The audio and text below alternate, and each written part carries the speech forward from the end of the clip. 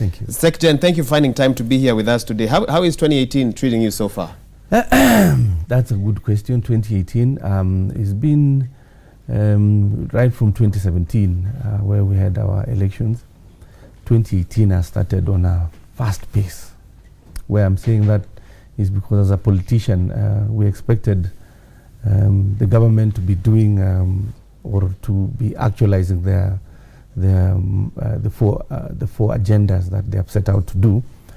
But somehow we are also in a political, it's polarized politically at the moment. So as politicians, we don't shy away from such engagement. You're concerned about the state of the nation as we speak? I am very concerned. What in particular concerns you? It concerns me when some individuals are double talk. They are 1 minute saying we want to pursue the agenda that they sell or that they sold to the public, and at the same time there is now a glamour for 2022 elections, which to me, being watching, I will not, we don't shy away. We have to engage and also participate. So to me, I am of the opinion that this country, Uhuru, our president, in one point is giving us that he has his agenda for the four agendas that he has set out. The big four. But then you have his deputy here who is already eyeing 2022. So and you see a complete clash there. But there are those who say that Kanu, your part, is also engaged in the game. Let's talk about a picture. Can we have that picture up on the screen? Tell me about this picture. You can even look at the TV there. And I see you there at the very end there. How did this meeting come to be? That's a fantastic picture. It's a fantastic picture. I love it. That picture from the handshake of that took place between the president and the former prime minister. You can tell the former president, the second president of the republic, Raila and Moi, still has a role even at his advanced age. He still has a role, and when we went to pay a courtesy call, that picture said a lot. And when we went to, they went to. It said a lot to tell Kenyans what it meant. We just saw this picture circulating. We had no idea. That very beautiful picture, I repeat again, is a picture that gave the second president a footing in this country. Okay. That as much as he's out of in active politics, he's still a factor in really cementing that very handshake that the president and the former prime minister initiated. So it was actually just advancing it and also to bring on board eminent persons, and that was one of them. So I see Honorable Raila Odinga here. So who called who? Who made the first move? I think the once you've actually reached the constitution, like the constitution that we have today, the president in retirement is still a person who is recognized under the constitution. So those two offices, the former prime minister and the second president, are still constitutional offices that are recognized.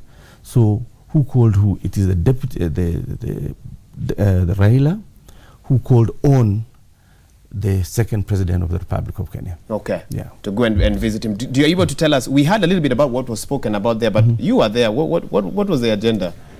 I think the agenda was about cementing the unity that this country, after 2017, how polarized the country became. We needed to actually reach out so that Kenyans can breathe a sigh of relief that things are going to work out, because it was tense, the situation was tense, and I believe that handshake by the president and Raila really brought normalcy within the nation. And the best way to do that is to extend it, to reach out to also all the players in the field. So that was a worthy. There was no 2022 discussion there, because you were saying others are talking about 2022, not you.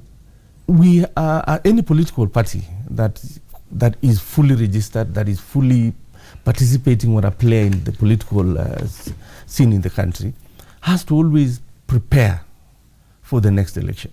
That is why, as a party, 2022 is a factor for us. As a party? As a party. Was it discussed in that meeting? I cannot tell you yes or no, but it was a good meeting. It was a good meeting, but you cannot tell me yes or no. It was a good meeting. This then led to a series of other handshakes. And the deputy president then also made a trip to Kabarak. Yeah. A trip which the Moi media team confirmed proved futile because he did not get to meet Moi. Up until today, Kenyans have still not understood why that happened. How a man of the caliber of the deputy president would go to a man of the caliber of the former president and they would not be able to meet. And so previously on the show, we listened as Senator Cherargei gave his reasons why he thought that did not happen. And that can come up on the screen now. Okay, it's coming up. It's coming up in just a bit. What happened that was not able to take place? Protocol failure on the part of the deputy president. I think for the two, and I still go back to the constitutionality of the two offices. Protocol on the part of the deputy president. You don't just walk into anybody's without, like we did for, like I'm privy to the Raila Moi handshake. It didn't just happen by you flying in. It's something that you have to plan. So are you saying he just flew in? He flew in on it. He did not. No notice? No notice. That was protocol failure on the part of the deputy president's office. I find that hard to believe. Let's listen to what Senator Cherargei had to say. It was a village mentality that we can just walk to the former presidents, and I'm now clearing because he had said we had not booked an appointment. The deputy president had not booked an appointment. So I'm giving you the side of my side of the story because he had insisted that we had used a village mentality by walking into the yet we had not booked the appointment with the former president. And what I'm saying is that there was threats to the security and the aides of the former president not to allow the deputy president to meet the former president and find out how he was doing. In fact, it was not political. It is a private matter. And that is why the big question, Waiga, should be answering, and even for the public consumption, is why were the phones of Mzee Moi unhooked? That was earlier. He was speaking to Honorable Kamket at that time. He says threats were made to the security team, phones were unhooked, that there was a deliberate ploy to block the deputy president. And we've seen also Senator Kipchumba Murkomen also saying the same thing, that the former president is being guarded by some forces to an extent that not anyone who wants to meet him can. The shocking thing about their quest to come and shake hands with the president is just immediately after the handshake between the prime minister and the president. The former president has been around for long. We've never had this discussion about going to see That's correct. the former president. It just happened that they're also noticing that he's somebody of importance. But all along, they've been the ones at the forefront advancing a cause that is not in good tone about respecting the office of the second president of the Republic of Kenya. And it's not, having had seen in public, uttering words that are not respecting of the second president of the Republic of Kenya. Such a person needs to be vetted before you come in. I mean, that's not a person you will just walk in and go and see the former president. No. And I can just tell the senator, preview of the fact that, having been preview of the fact that they were going there, the prime minister himself, it took about 3 weeks of planning. It took about 3 weeks of planning for that meeting to take place. Yes, it's not a walk in the park. You have to make sure at his advanced age that he's ready to meet you. You don't just fly in and expect him to say, Waiga, come in. No. Even today, you can't walk to State House just because you are who. You have to plan. You have to make phone call. You have to ensure that the diary of whoever you're going to see, especially at that caliber, is ready to see you. It doesn't. There's no room for chancing to see the former president or any other constitutional officer holding such offices. Okay. So so a lot is now becoming clear. So what you're basically saying is, in a nutshell, the office of the former prime minister sent a request back and forth. 3 weeks later, all approvals were given. That is when he left Wilson, flew into Kabarak, and that's when that meeting took place. And we've been looking at pictures. But you say then the office of the deputy president did not follow that protocol and thought that they would receive the same treatment? I can tell you, I think the office of the deputy president need to understand that the constitution guards all his office and that of the retired President Moi. And if there is any engagement to be between the two, there has to be some protocols observed in terms of how and when and where should they have to meet, you know. So when we got a message now from the media team of Mzee Moi explaining this, did that not look like someone within the Moi camp was spiting the deputy president? Could these details not have remained private? Why did we not wait for the office of the deputy president to be the ones to explain that we tried to see the president, but this did not happen? To me, the office of the second president has a media entity within itself, and they can explain if an incident that did happen, like the one of the deputy president, happened, and they had to give their side of the story, which I think they did. And it was also expected of the deputy president to give what they because what they had gone to do. Okay. So to me, outside all this, I can tell you it's not cordial when the deputy president has not been very receptive about Kanu all through and through. Okay. So I can tell you the deputy president in his capacity has been one who has spited Kanu at every opportunity that he sees. So moving forward, and I'm sure you'll ask me this, we are competitors going forward. In the race to 2022? Yes, we are competitors. So we are going to ensure that Kanu's presence is felt in 2022. You're going to ensure that Kanu's presence is felt in 2022. Your party leader has been very quiet about the plan for 2022, but recently he made some statements that seemed to show that he's now, in a sense, beginning to express himself about 2022. We've heard you speak about it. We've heard Honorable Kamket speak about it, but we haven't had him yet quite, come out. And I'd be curious to hear what his strategy will be as he focuses on 2022. Let's listen to what he said recently in a function. Nafuata mguu ya ng'ombe. Mimi nafuata nini? Mguu ya ng'ombe. Na nikifuata wakati tutashika ng'ombe tutafanyaje? Si tunarudisha wapi? Tunarudisha wapi? Nyumbani. Na akifika nyumbani tunafanyaje? Si tunakunywa nini? Maziwa. So that is hiyo tu mimi nafanya. So nikienda nikitembea nikipata mguu ya ng'ombe kelele itakuwa. Lakini sisikii kwa sababu mimi nafanya nini? Nafuata. So waendelee tu mambo yao, sisi tuendelee na yetu.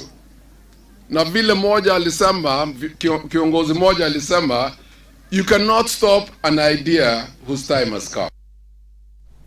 Okay, so you've been quite categorical that 2022, Kanu will have a candidate there. Now, Jubilee and of course the Deputy President is expected to run with that particular party would say that they have a development track record, there are things they've done, and that's what they'll use to tell Kenyans, let's go this way. What would you say will be Honorable Gideon Moi's rallying call to the people of Kenya? Why should they think of Kanu as the party that they should support moving forward and of him as the candidate? I think Kenyans they're not asleep. Kenyans are very much aware of the track record of everybody. It's not, even if you look at in 2002, how the third president Kibaki came in power, he never came to Bomet to develop a dip or to make an Arambe. Kenyans are looking for stability, stable hands, and persons they can actually go to bed knowing that we are not going to feel that my shamba is under threat. We're not going to feel that they are looking. It's about stability of the nation, and that's the handshake. The handshake that the president and the prime minister was not about building roads. It's about bringing a sense of peace, which was lacking then. So some people are saying the Senator Moi has not done this and has not done that. I'm sure when it comes to going before the Kenyan the public, it would be time to sell your manifesto of what you want to do should they allow you to give you that mandate to lead them. It's not about what you've done. It's about what you will do once you are there. And that's why we have manifestos that we sell at the time, at the right time. So for now, let the government do what it has to do and expect competition to be challenged on what it did not do or what it had promised to do and didn't do. And that time has not come. So in 2002, 2003, this was the party that Kenyans rejected outrightly. Yes. What has changed?